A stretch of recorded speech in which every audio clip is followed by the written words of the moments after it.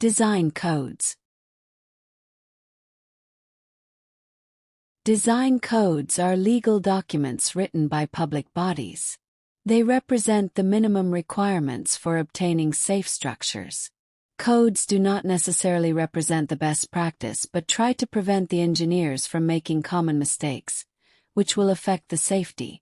Codes are made in the light of the past experience and the research results available. Code-making bodies also consider social and economical conditions and the technical level of that particular country. Therefore, codes are revised frequently to include the results of new experience and research results and considering the economical and technical developments. It should also be realized that codes are made by a group of engineers who do not necessarily agree on different points. As a result of this, in many cases code clauses represent compromises instead of best solutions. In the light of the above discussion, it becomes obvious that it is very wrong to consider the code clauses as the words of God. The engineers who make use of the design codes should have a very sound knowledge about the behavior of reinforced concrete.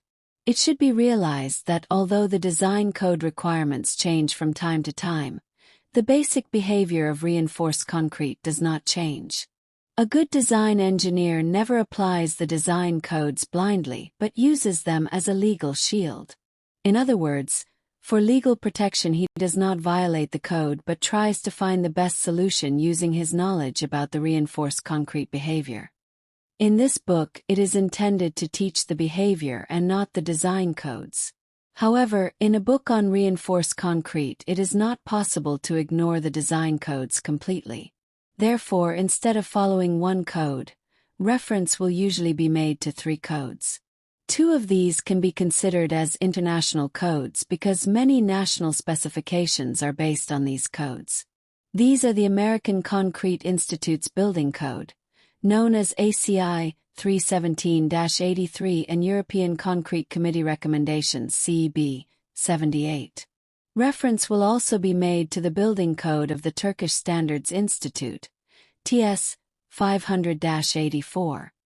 The design engineer should realize that he should follow the current research from the technical journals to remain up to date in this field and to be able to understand the changes made in the design codes. Experimental research is the main source for the new developments in the field of reinforced concrete and form the basis of code revisions. The engineer who loses his contact with research work will not be able to understand the changes and new methods specified in the codes and finally will be a handbook engineer who follows the codes blindly.